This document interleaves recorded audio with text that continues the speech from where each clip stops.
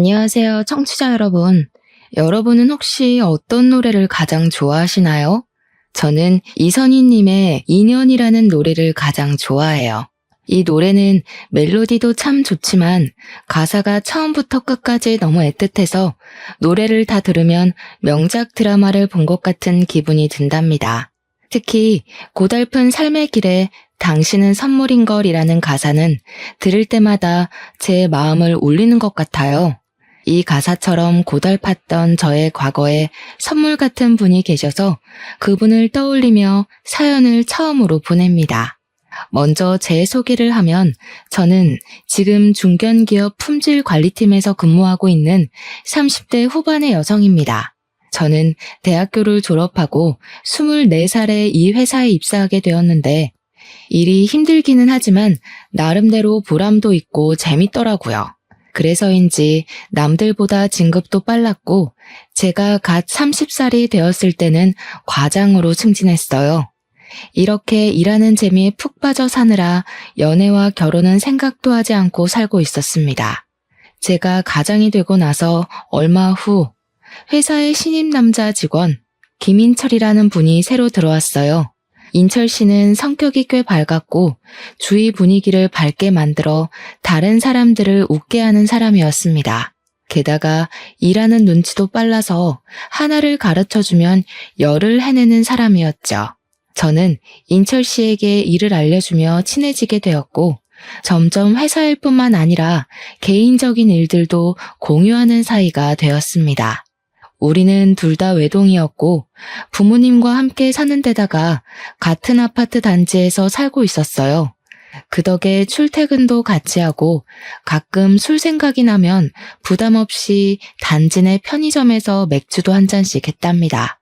그러면서 서로의 생활 방식이나 집에 관한 이야기도 나눴는데 인철 씨는 주말 오전에는 항상 어머니와 함께 교회에 갔어요. 어머니는 독실한 교회 신자이지만 크게 강요를 하시지는 않는다고 했고 인철 씨는 어린 친구들과 놀기 위해 교회에 다녔는데 어찌어찌 하다 보니 지금까지 교회에 다니게 되었다고 했습니다. 그러면서 자신이 매주 교회에 가긴 하지만 딱히 믿음이 있는 것은 아니라고 했어요. 저와 인철 씨는 주말 오전이 아니면 밖에서 종종 따로 만났고 이러한 시간이 쌓여서 자연스레 이성적인 호감이 생겼습니다.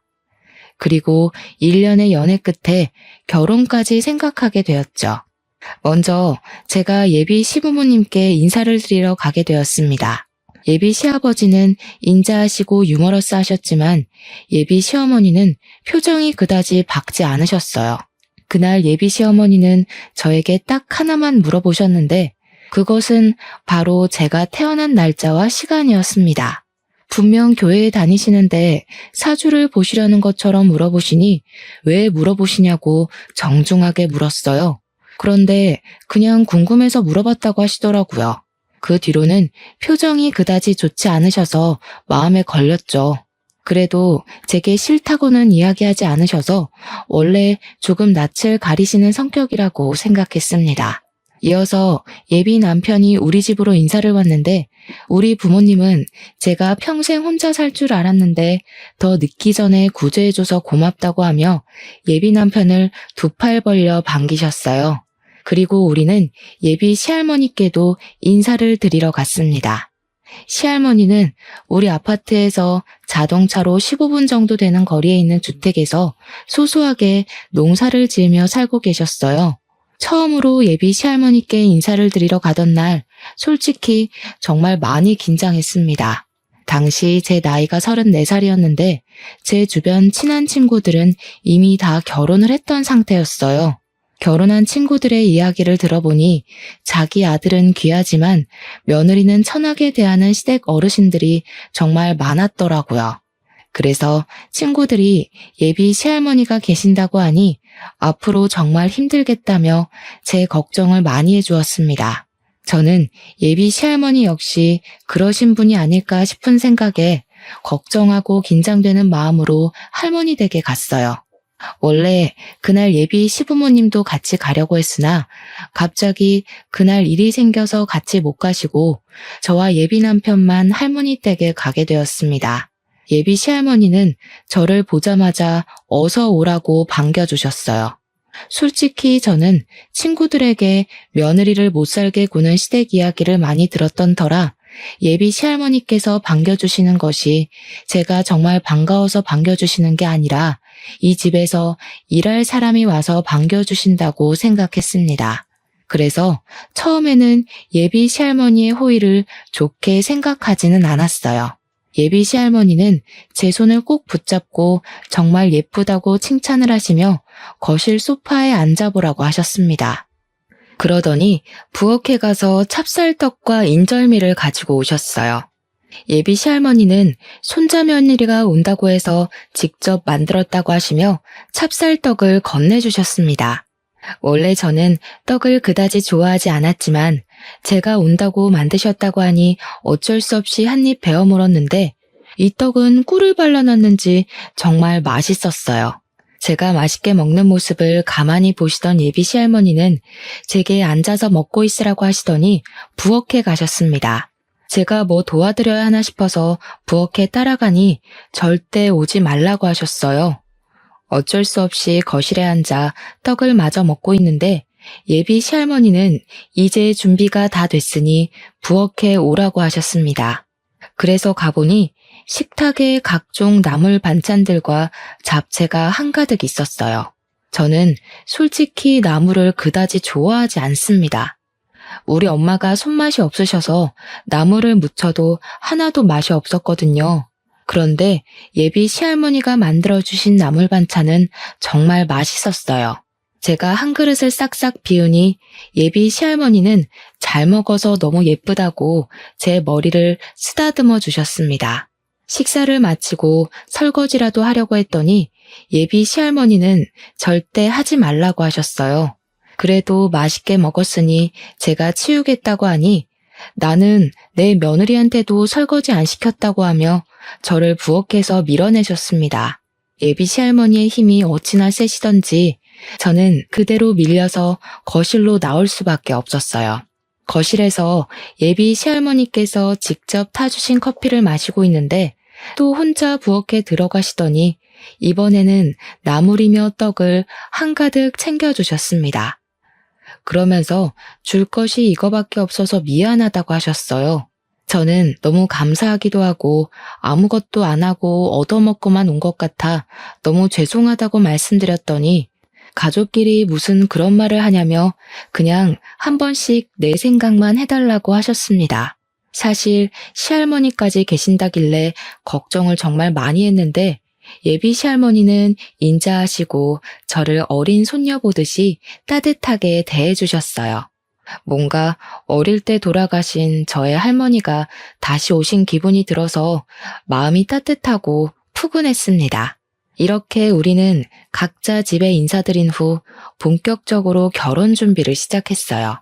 예물과 예단은 다 생략하고 신혼집은 당시 저와 부모님이 함께 살고 있던 집으로 정했습니다. 부모님은 원래 제가 결혼 후 지금 사는 집을 월세로 내놓고 차로 5분 거리인 신도시로 이사하려고 하셨어요. 그런데 친정 부모님이 남에게 월세를 주느니 딸의 신혼집으로 주는 게 낫겠다며 사시던 집 명의를 제 명의로 돌리고 그곳을 우리 신혼집으로 마련해 주셨습니다. 이런 상황이다 보니 저는 시댁과 같은 아파트 단지에 살게 되었어요. 친구들은 저의 이런 상황을 듣고는 자고로 친정은 가깝고 시댁은 멀어야 좋고 게다가 시할머니까지 계신다고 하니 결혼 생활이 쉽지 않겠다고 했습니다. 하지만 첫 인사를 드리러 갔을 때 예비 시아버지는 정말 인자하시고 좋으셨고 예비 시어머니는 딱히 저를 완전히 반기시지는 않았지만 그래도 말이 많으신 분은 아닌 것 같기에 괜찮을 것 같았어요. 게다가 예비 시할머니는 한 번 뵙기는 했지만 정말 좋아 보이셨기에 큰 문제가 없을 것으로 생각했습니다. 그 뒤로 우리는 문제없이 결혼 준비를 하고 결혼식 신혼여행까지 성황리에 마쳤어요. 그리고 결혼 후 시댁에 처음으로 가게 되었습니다. 시댁에 갔는데 시아버지는 아직 회사에서 퇴근하시기 전이셨고 시할머니는 시댁으로 오고 계시는 중이라 시어머니만 계셨어요. 신혼여행은 잘 다녀왔니? 너는 이제 이 집의 며느리가 되었으니 얼른 아들부터 낳아야 한다. 아들을 낳아서 양반집 김씨의 대를 이어야지. 안 그러니? 자녀 계획도 중요하지만 사실 저는 회사 일 때문에 당장은 아이를 가질 생각이 없어요. 자녀는 저와 남편이 회사 일이랑 잘 생각해서 천천히 가지도록 하겠습니다. 이게 아주 큰일 날 소리를 하는구나. 빨리 아들을 가져야지. 안 되겠다. 빨리 아들이 생기도록 기도라도 해야겠어. 시어머니는 교회를 다니지도 않는 제게 아들을 빨리 갖게 해달라고 기도를 해야 한다며 제 앞에서 무릎을 꿇고 제 손을 잡고 앉아서 아들을 얼른 갖게 해달라고 기도를 시작했습니다. 남편도 제 옆에서 무릎 꿇고 기도를 했고 분위기가 이러다 보니 저도 얼결에 같이 기도를 했어요. 기도를 마친 후 시어머니는 아들을 가지기 위해 최선을 다하라고 신신당부를 했습니다. 그리고 잠시 후 어머니는 결혼 후 정식으로 시댁에 처음 왔으니 이제 밥을 먹게 음식을 차리라고 하셨어요. 사실 저는 부끄럽지만 결혼 전에 밥을 해본 적이 없습니다. 우리 친정은 다들 평일에는 회사에서 일하느라 집에서 밥을 먹지 못했고 주말에는 외식이나 배달 음식을 먹었어요. 어쩌다가 엄마가 찌개 같은 것이라도 끓여서 밥을 먹게 되더라도 전자레인지에 돌리면 바로 조리가 되는 즉석밥을 주로 이용했습니다. 그렇기에 저는 한 번도 쌀을 밥솥에 넣어 밥을 해본 적이 없었어요. 그래서 요리에는 그다지 소질이 없는데 갑자기 요리하라니 너무 황당했고 뭘 어떻게 시작해야 할지 몰라 가만히 있을 수밖에 없었습니다. 원래 우리 집은 풍습이 며느리들이 처음 시댁에 오면 음식을 직접 해서 어른들에게 요리 실력을 검사받는단다. 새로 들어온 며느리의 요리 실력을 알아야 살림을 어떻게 가르칠지 판단을 할 수 있지 않겠니? 그러니 너도 빨리 주방으로 들어가서 얼른 밥이랑 반찬이랑 국이랑 좀 끓여봐. 뭐든 해오란 말이다. 시어머니의 황당한 말에 남편은 그냥 가만히 구경만 하고 앉아 있었습니다. 익숙하지도 않은 주방에 가만히 서서 뭘 어찌해야 하나 당황스러워하는데 시할머니와 시아버지가 오셨어요. 시할머니는 제가 저번에 좋아했던 밑반찬을 가득 들고 오셔서는 당분간 회사 일하고 집 정리하느라 밥 제대로 챙겨 먹기 힘들 테니 이 반찬들 먹으라고 하셨습니다. 그리고 시어머니에게는 내 손자 며느리한테 시집살이 시키려거든 가만히 안 둔다고 하셨어요. 그러면서 오늘은 손자 며느리가 생겼으니 외식하자고 하셨습니다. 시어머니는 시댁에 처음 왔는데 며느리 음식 솜씨 좀 봐야 한다며 안 된다고 하고 시할머니는 너는 처음 시댁 왔을 때 음식 하기는 했냐고 하며 말도 안 되는 소리 짓거리지 말고 얼른 외출 준비나 하라고 하셨어요. 결국 시할머니의 말씀에 우리는 외식을 하게 되었습니다. 우리 예쁜 며느리 덕에 좋은 음식을 다 먹네. 고맙다. 우리 며느리, 우리 이렇게 가족이 되었으니 앞으로 잘 지내보자. 그래, 우리 그렇게 꽉 막힌 사람들도 아니니 앞으로 가족으로서 재밌게 잘 지내자. 힘든 일 있거나 인철이가 괴롭히면 꼭 나한테 말해. 내가 인철이 아주 눈물 쏙 빠지게 혼내주마. 인철이 너 혜정이 괴롭히면 이 할미가 가만히 안 둔다. 원래 처음에는 며느리가 직접 차려준 밥을 얻어먹어야 한다는데 혜정이 넌 할머니 계셔서 참 좋겠다. 너는 처음에 밥상 차렸니? 밥도 제대로 못 앉힌 주제에 무슨 말이 그리 많아. 어디서 지금 시애미질 하려고 드냔 말이다. 내가 언제 너한테 시애미질 했니? 물론 그건 아니지만 그래도 할 도리는 해야죠. 도리? 너는 기본 도리는 다 했고 어디 한번 너에 대해서 이 자리에서 읊어주랴? 내가 너 많이 참고 있는 거 알지? 시할머니가 언성을 높이시며 하시는 말에 시어머니는 아무 말도 하지 못하고 가만히 있었습니다. 솔직히 시댁에 처음 오자마자 아들 낳으라고 하고 밥상 차리라고 다그치던 시어머니가 좋지는 않았지만 그래도 시할머니와 시아버지가 든든한 제 편이 되어주는 것 같아 좋았어요. 그렇게 외식을 마치고 집에 가는 길에 곰곰이 생각해보니 집에서 가만히 있던 남편에게 서운한 감정이 들었습니다. 제가 남편에게 아까는 너무 서운했다고 하자 그 자리에서 저를 두둔하면 앞으로 어머니가 저에게 시집살이를 시킬 것 같아서 일부러 그랬다고 했어요. 그러면서 자신의 마음은 그게 아니었다고 하며 미안하다고 했습니다. 아까 그 자리에서는 화가 많이 났지만 남편이 진심으로 미안하다고 하니 또 마음이 사르르 풀려서 다음부터는 잘하라고 하고 말았어요. 그리고 결혼 후 첫 주말이 되었습니다. 남편은 결혼 전처럼 아침부터 엄마를 모시고 교회에 가야 한다며 나갔어요. 저는 남편 없는 신혼집에서 혼자 쉬고 있었습니다. 결혼 후 처음 시댁에 갔을 때 시어머니가 아들을 낳아야 한다며 기도까지 해서 혹시라도 교회 같이 가자고 하지 않을까 걱정했지만 저에게 교회 다니자는 말은 일절하지 않아서 다행이다 싶었어요. 교회에 다니시니 제사도 당연히 없을 것이고 교회에 다니자는 말도 하지 않으시니 이 정도면 나쁘지 않은 시댁이라는 생각이 들었습니다. 저는 혼자 집에서 쉬다가 깜빡 잠이 들었는데 눈을 떠보니 벌써 오후 1시였어요. 원래는 예배가 끝나고도 남을 시각이었는데 아직도 남편이 오지 않아서 전화를 해보니 결혼했다고 축하 인사 받느라 오후 늦게나마 집에 갈 것 같다고 했습니다. 저는 어쩔 수 없이 혼자 점심을 먹고 심심해서 친정에 놀러 갔어요. 친정 부모님은 첫 주말인데 왜 혼자 있느냐고 해서 시어머니와 남편이 같이 교회에 갔다가 늦게 온다고 해서 왔다고 했습니다. 친정엄마는 시어머니가 다른 사람들은 며느리에게 제사나 교회를 강요하던데 그러지는 않은 것 같아서 다행이라고 말씀하셨어요. 친정에서 엄마와 시간을 보낸 후 오후 5시쯤에 다시 신혼집으로 갔습니다.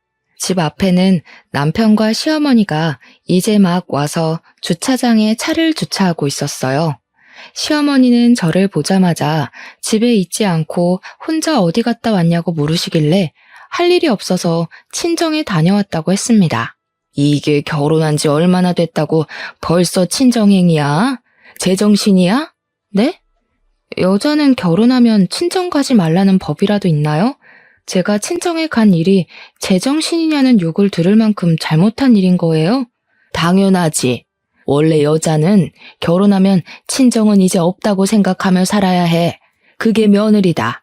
인철 씨는 결혼해도 자기 엄마랑 교회 다니면서 저는 왜 엄마를 보면 안 돼요?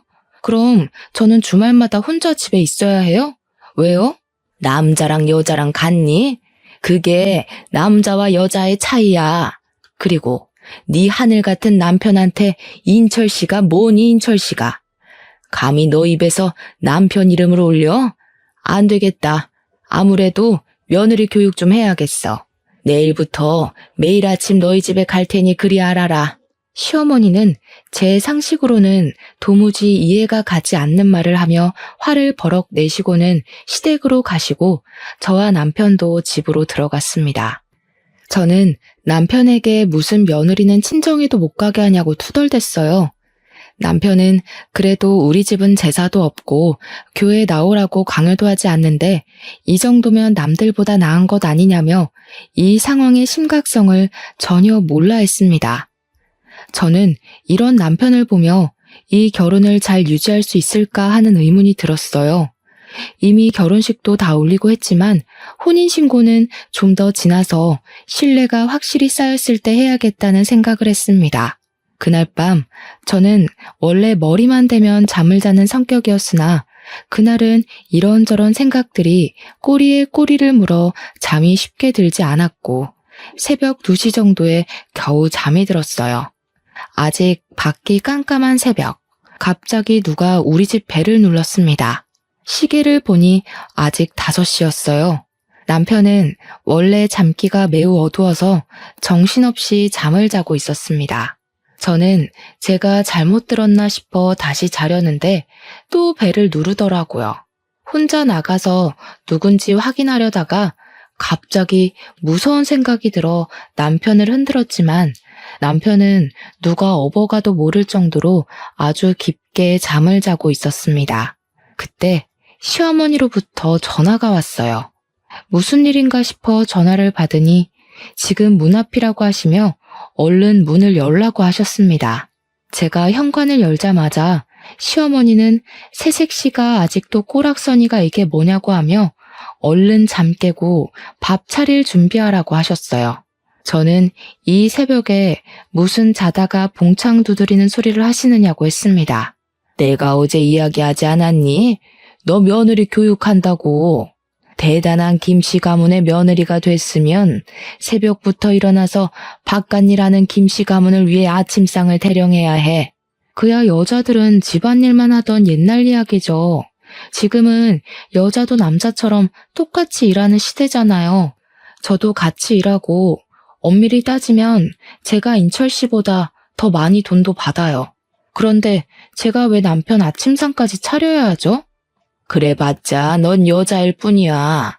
잔말 말고 얼른 쌀이나 씻고 밥 차릴 준비나 해. 시끄러운 소리에 남편이 큰 방에서 나왔는데 시어머니는 남편에게 얼른 들어가서 잠을 마저 자라고 하고 큰방 문을 닫아버리셨습니다.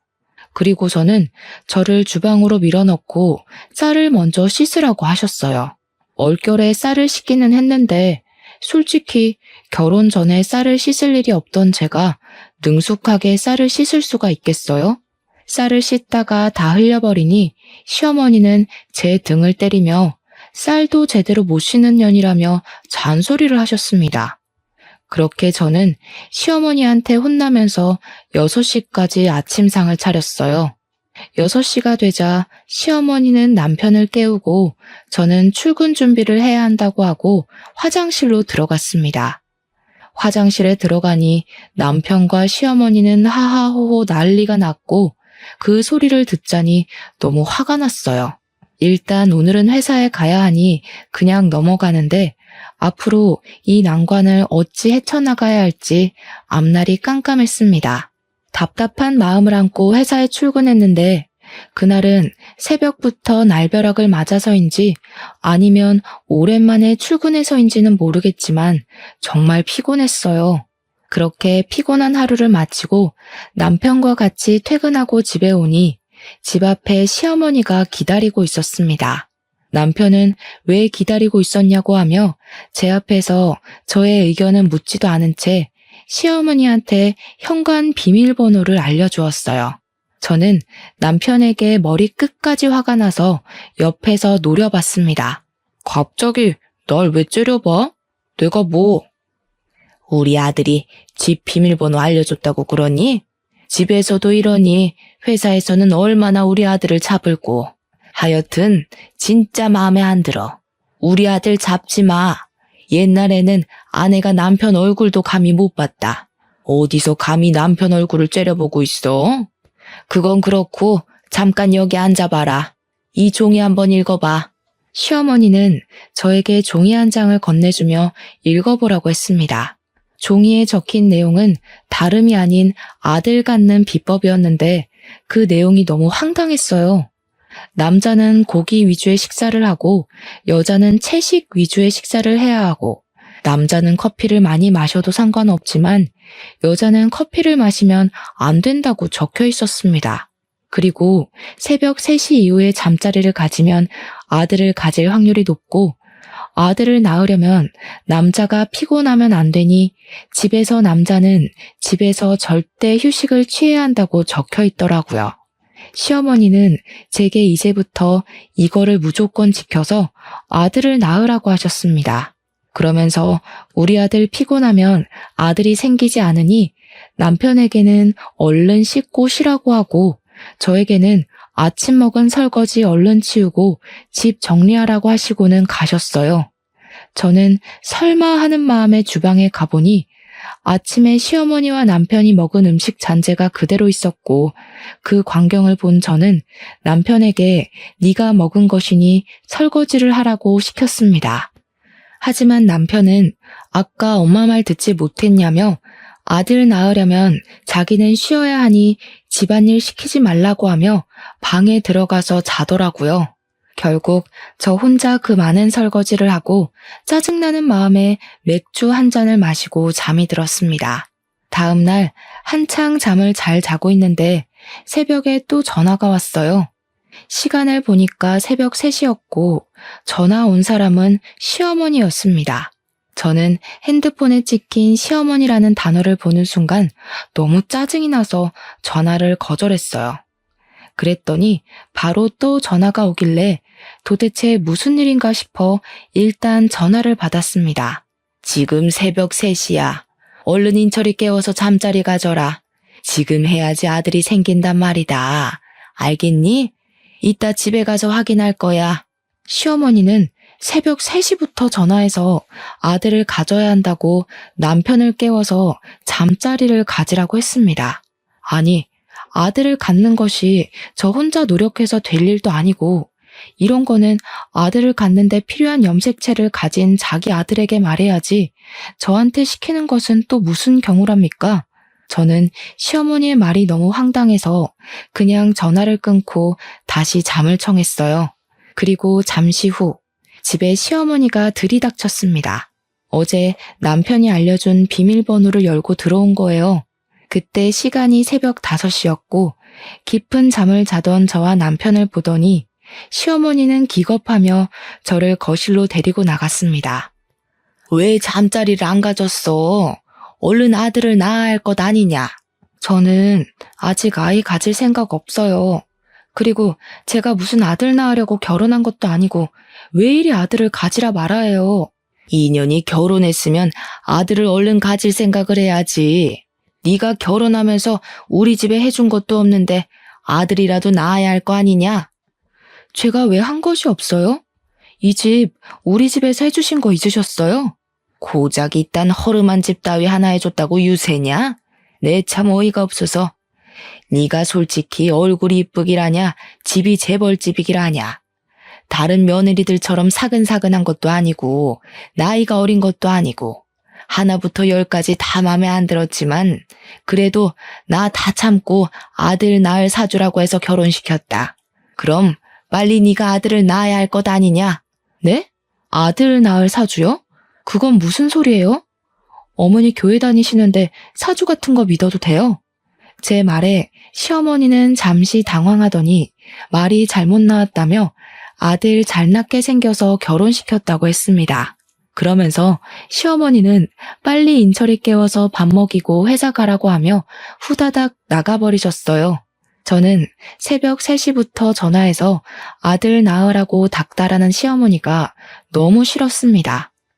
정말 맘 같아서는 당장 갈라서고 싶었지만 아침에 일어난 남편이 미안하다고 하기도 하고 자존심 센 제 성격상 결혼한 지 한 달도 안 돼서 이혼했다는 이야기가 회사에 돌면 너무 부끄러울 것 같아서 일단은 혼인신고는 하지 않고 그냥 있기로 했어요. 다행히 그 뒤로 시어머니는 우리 집에 새벽에 오지 않았고 새벽 3시에 전화하기는 했지만 무음으로 해놔서 전화가 왔는지 몰랐습니다. 그리고 여전히 저에게 매일 아들을 빨리 낳아야 한다고 하며 매일 연락을 하셨고 어쩌다 회식 때 제가 고기를 먹고 있다고 하면 크게 혼을 내셨어요. 회사에 있을 때도 커피는 절대 먹지 말라고 채비를 하셨답니다. 또한 남편은 피곤하면 안 되니 집에서 아무 일도 시켜서는 안 된다고 하며 집에서 설거지도 못 시키게 남편이 매일 퇴근할 때 우리 집으로 와서 감시하셨습니다. 저는 시어머니랑 분명히 따로 살지만 같이 사는 기분이 들었어요. 이렇게 살 바엔 차라리 빨리 임신이라도 됐으면 좋겠다는 생각에 남편과 저는 노력을 했지만 제가 스트레스를 너무 많이 받아서인지 아이는 생기지 않았습니다. 시어머니는 아들이 생기지 않는다고 제게만 닥달하고 매일 저를 붙잡고 기도했어요. 시댁 어르신 대부분이 손주 소식을 바라는 것은 알겠지만 이렇게까지 손주, 그것도 아들만을 바라는 시어머니의 모습이 이해가 잘 되지 않았습니다. 또 이렇게까지 강요하는 시어머니 때문에 스트레스를 너무 많이 받아서인지 잠도 잘 못 자고 뭔가 항상 불안하고 초조했어요. 이렇게 있다가는 제가 정신병에 걸려서 미쳐버릴 것만 같았습니다. 그러던 어느 날이었어요. 그날은 남편은 먼저 퇴근하고 저는 처리해야 할 일이 있어서 야근하고 밤 9시경에 집에 왔습니다. 그런데 현관문이 살짝 열려 있고 시어머니와 남편의 대화 소리가 어렴풋이 들렸어요. 저는 바로 들어가려다가 둘이서만 무슨 이야기를 하는지 궁금해서 몰래 엿들었습니다. TV 소리 때문에 자세히 들리지는 않았지만 대충 내용이 임신해서 아들을 낳으면 이혼한다는 대화를 나누더라고요.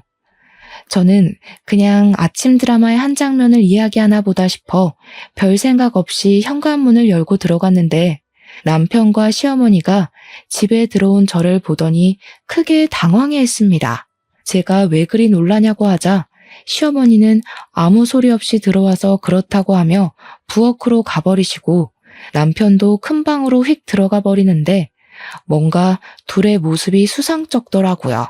순간 뭔가 아들을 낳으면 이혼한다는 말이 단순히 드라마의 내용이 아닐 수도 있겠다는 생각이 들었습니다. 다음 날 저는 중고 물건을 거래하는 카페에서 두 줄이 선명하게 뜬 임신 테스트기를 구매해서 시어머니와 남편에게 임신했다고 거짓말을 해봤어요. 시어머니와 남편은 크게 좋아하며 이제 이 아기가 아들이기만 하면 되겠다고 했습니다. 며칠 후 주말, 저는 친구들과 약속이 있어서 혼자 나갔어요. 원래는 저녁까지 먹고 올 생각이었으나 친구의 아기가 갑자기 열이 난다고 해서 생각보다 일찍 헤어졌습니다. 헤어지긴 했지만 벌써 집에 들어가고 싶지는 않아 혼자 집 근처 카페로 들어갔어요. 그런데 카페에 들어가 보니 시어머니와 남편, 그리고 웬 젊은 여자가 있더라고요.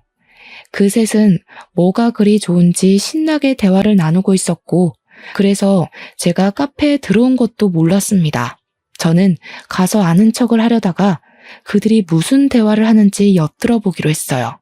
그래도 내가 열심히 기도를 드려서인지 아기가 벌써 생겼다는구나. 역시 하나님은 내 기도를 정말 잘 들어주신다니까.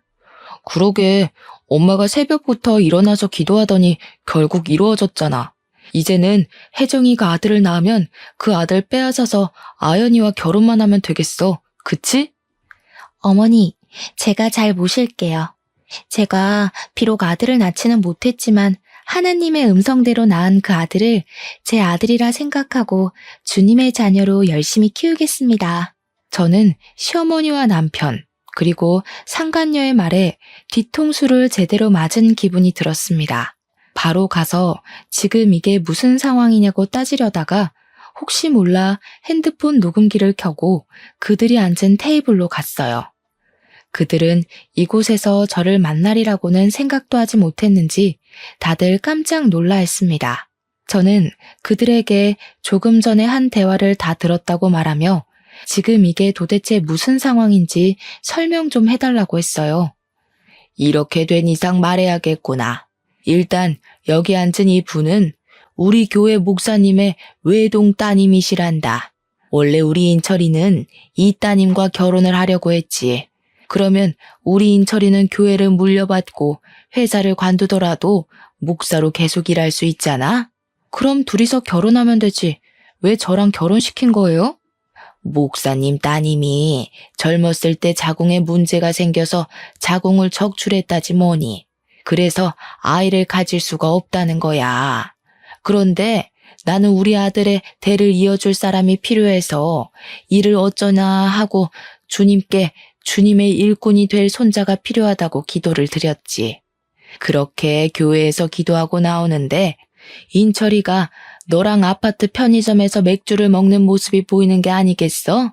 그때 하나님의 음성이 들리는 거야. 일단 저 둘이 결혼을 시켜 아들을 낳은 후 둘이 이혼을 하고 그 뒤에 목사님 따님과 결혼을 시키라고 말이야. 아주 좋은 생각이었지. 하나님의 일꾼이 될 손자도 생기고 우리 인철이는 목사가 되고 말이야. 혹시나 하는 마음에 너와 인철이 둘의 사주를 봤더니 아들을 낳을 수 있는 사주라더라. 그래서 바로 둘이 결혼시킨 거야. 네가 마음에 하나도 안 들지만 말이야. 상간녀는 시어머니의 말에 작게 아멘이라고 말하며 아주 감동한 듯한 표정을 지었습니다. 그럼 지금 이 상황을 전현의 부모도 알아요? 그 교회 목사라는 사람도 이 상황 다 알고 있냐고요? 당연하지. 그게 하나님의 뜻이고 음성인데 목사님이 모르시겠니? 당연히 다 알고 지금 네가 아들을 낳아주기만을 간절히 기다리고 있단다. 그러니까 너는 하나님의 뜻을 따라서 아들을 낳고 꺼져주기만 하면 돼. 그럼 목사님이랑 내가 섭섭지 않게 챙겨주마. 근데 어쩌죠? 저 임신한 거 가짜인데. 저 임신 안 했어요. 당연히 제 뱃속에 아기도 없고요. 그때 그 2줄 테스트기는 중고거래 하는 카페에서 산 거예요. 하도 임신하라고 닥달해서 말이죠. 시어머니는 사실 임신이 아니라는 말에 화를 버럭 내며 제 머리채를 잡고 흔들었습니다. 지금 머리채를 잡아야 할 사람이 누군데 자기가 머리채를 잡으니 너무 화가 나서 심장이 터져나올 것만 같았어요. 당연히 남편과 이혼을 할 것이지만 이대로 이혼하기에는 뭔가 억울했습니다. 이들을 완전 갈기갈기 찢어놓고 이혼하고 싶었어요. 저는 일단 카페에서 사람들이 다들 보고 있어서 카페에서 나와서 집으로 갔습니다. 그리고 시할머니와 시아버지에게 제가 녹음한 파일을 보냈어요. 제가 녹음한 파일을 들은 시할머니와 시아버지는 한달음에 우리 집에 오셔서 이게 다 사실이냐고 하셨습니다. 저는 방금 카페에서 있던 일이고 제가 들은 이야기를 하나도 빠짐없이 말씀드렸어요. 잠시 후 시어머니와 남편이 화가 잔뜩 난 표정으로 집에 들어왔고 시할머니는 현관에서 신발을 벗고 있는 시어머니의 뒤통수를 세게 갈기셨습니다. 이 썩으려나. 네가 믿는 하나님이라는 작자는 불륜을 저지르라고 가르치디? 정신 나간 년. 하긴 니녀는 젊을 때부터 아주 싹수가 노래가지고 정신 나간 짓만 골라서 했지.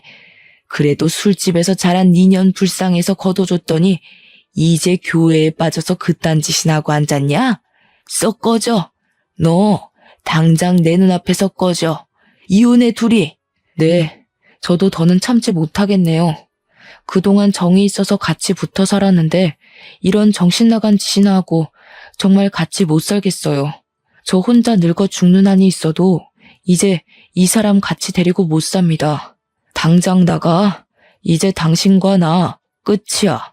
아버지, 진짜 엄마랑 이혼할 거예요? 그래도 같이 산 정이 있는데 어떻게 그래요? 할머니, 아버지 좀 말려봐요. 이 새끼가 아직도 정신을 못 차렸나? 너 어릴 때는 피덩이인 네가 우리 아들의 진짜 자식인 줄 알고 거뒀고 커서는 그래도 너를 키운 정이 있어서 같이 키웠어. 네가 우리 집 자식이 아니더라도 그래도 내 손주라 생각하고 키웠다.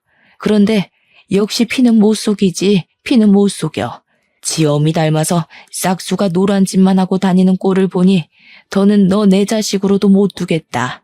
너도 네 어미랑 같이 나가서 너네 잘난 하나님한테 기도나 하며 살란 말이다. 시할머니와 시아버지는 집에 들어오려던 시어머니와 남편을 내쫓았습니다. 그리고 제게는 놀라지 말고 들으라며 젊은 시절 이야기를 해주셨어요. 시아버지는 젊을 때 다른 분과 결혼을 하셨었고 그분이 몸이 약하셔서 아기는 없었다고 해요. 젊은 시절에 시아버지는 외모도 잘생기셨고 말도 잘했고 땅도 꽤 있었고 재산도 넉넉하게 있었습니다. 시아버지는 그때 회사 생활을 하며 자주 가던 술집이 있어요. 그 술집은 지금 시어머니의 친정엄마가 운영하던 술집이었는데 외모도 잘생기고 돈도 꽤 있는 젊은 시아버지를 평소에 눈여겨보던 시어머니의 친정엄마가 시아버지를 술을 잔뜩 먹여 취하게 만든 후 자신의 딸을 술집 뒷방에 시아버지와 같이 넣어버린 거죠. 그날 술김에 사고를 친 거고요. 그리고 며칠 뒤 시어머니는 시아버지의 아이를 가졌다며 찾아왔고 시아버지와 원래 결혼하셨던 분은 충격에 쓰러지셨고 그 뒤로 시름시름 앓다가 돌아가셨대요. 시어머니는 아들을 낳아 시할머니를 찾아가서 시아버지의 아이니 이 집의 며느리로 받아달라고 했습니다. 시할머니는 처음에는 받아주지 않으려고 했지만 아들이기도 하고 이 아들이 시아버지의 핏줄이라는 생각에 어쩔 수 없이 받아줬어요. 이 아들이 바로 지금 제 남편이었습니다. 시아버지는 시어머니에 대한 정은 하나도 없었지만 남편은 핏줄이라는 생각에 금이야 오기야 키웠다고 해요. 그러다가 남편이 6살쯤에 병원에서 우연히 혈액형 검사를 하게 되었습니다. 시부모님 둘 다 A형이라서 당연히 남편은 A형이거나 O형이 나와야 하는데 B형이 나왔어요. 뭔가 이상한 시아버지는 유전자 검사를 하려 했으나 시어머니가 안 된다고 말렸다고 합니다. 하지만 시아버지는 몰래 유전자 검사를 했는데 검사 결과 남편이 친아들이 아니라고 나왔어요. 집안이 뒤집히고 이혼하려 했으나 고작 6살밖에 되지 않은 어린 남편이 불쌍하기도 했고 그동안 기른 정 때문에 그냥 눈 감고 살게 되었습니다. 그렇게 시어머니는 거짓말로 결혼했지만 그래도 시할머니는 시어머니에게 시집살이 한번 시킨 적 없었다고 해요. 어린 나이부터 술집 하시던 엄마 밑에서 자란 아이가 제대로 살았겠냐면서 진심으로 시어머니를 딸처럼 생각했다고 합니다. 시아버지 역시 시어머니에게 여자로서의 정을 느끼지 못해 사근사근하게 대하지는 못했지만 그래도 집안일 다 도와줘가며 살았다고 해요.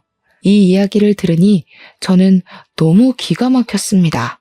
시어머니는 시할머니에게 그렇게 사랑을 받고 지금까지 왔으면서 저에게는 온갖 시집살이를 다 시키려 했잖아요.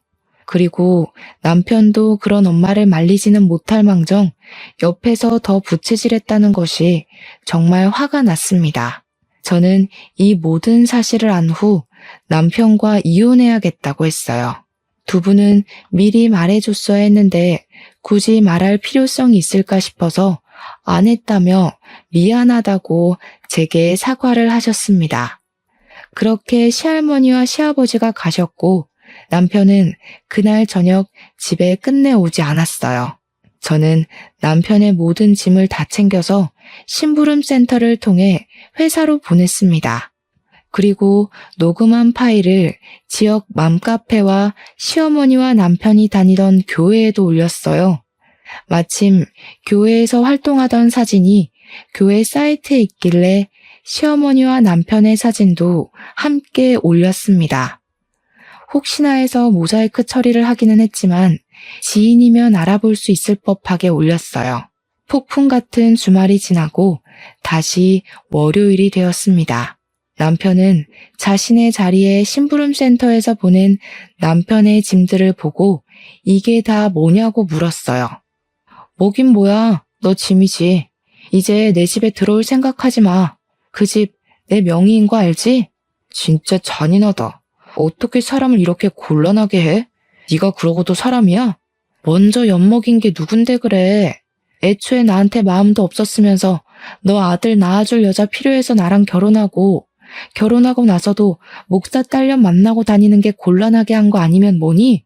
너야말로 네가 그러고도 사람이야? 내 말에 회사 사람들은 수군대기 시작했고 남편은 쪽팔린 지 회사를 나가버렸어요. 그날 오후 회사에서 결혼한 여직원들이 제가 맘카페에 올린 사진과 녹음 파일을 보여주었습니다. 그 밑에 댓글을 보니 시어머니가 교회 생활을 아주 열심히 해서인지 어느 교회 다니는지 다 나와 있었고 교회 목사 딸인 상간녀의 얼굴과 신상까지 다 나왔어요. 소문은 그 뒤로 일파만파 퍼졌고 교회는 결국 교인 수가 줄고 목사는 욕먹고 문을 닫았습니다. 그리고 시어머니는 시부에게 이혼당하고 남편은 제 집에서 쫓겨나고 회사에서도 쫓겨나다시피 나갔어요. 당장 오갈 데가 없어진 시어머니와 남편은 교회로 들어가 살려고 했는데 교회에서도 교회 이름에 먹칠을 했다며 쫓아냈다고 합니다. 결국 그 둘은 여관방을 전전하며 거지꼴로 산다고 해요. 이렇게 된 후 전 시할머니한테 전화가 왔습니다. 전 시할머니는 이렇게 연이 끊겼지만 진짜 손녀딸이 생긴 것 같아서 너무 좋았다고 하며 다시 한번 진심으로 미안하다고 하셨어요. 저는 전 시할머니께 그런 말씀 하시지 마시라고 하며 저도 할머니가 생긴 것 같아서 너무 좋았고 종종 찾아뵙겠다고 했습니다. 그리고 다음날 전 시할머니 핸드폰으로 문자가 하나 왔어요. 전 시할머니가 밤에 돌아가셨다는 것입니다. 무슨 일인가 해서 바로 장례식장으로 달려갔더니 그곳에는 전 시아버지가 망연자실한 표정으로 앉아 계셨어요. 일이 그렇게 된 후 자신이 모질지 못해 열심히 사는 젊은 사람의 인생을 자신이 망친 것 같다며 죄책감에 시달리셨다고 합니다. 그러면서 몸이 급속도로 안 좋아지셨고 결국 일이 되었다고 하셨어요. 그 이야기를 듣는데 너무 마음이 안타까워서 미칠 것 같았습니다. 저는 회사에 휴가를 내고 전 시할머니의 마지막 가는 길을 지켰어요. 비록 이 생에서의 만남은 너무 짧았지만 저에게는 마음이 너무 따뜻한 분이셨습니다. 저의 첫 번째 결혼이 고달프고 지옥 같았지만 그래도 선물 같은 할머니가 계셔서 다행이라는 생각이 들어요. 이렇게 저는 결혼을 하기는 했지만 1년도 살지 못하고 이혼했습니다. 그나마 다행인 것은 혼인신고를 하지 않아서 재산 분할이고 뭐고 필요 없이 위자료 받고 아주 쉽게 헤어질 수가 있었어요. 그리고 지금은 일단 일을 열심히 하며 살고 있습니다. 이러다가 좋은 남자 생기면 좋은 거고 아니면 그냥 저의 인생을 살아가려고요. 지금까지 저의 기나긴 사연 들어주셔서 감사합니다. 모두 행복한 하루 보내세요.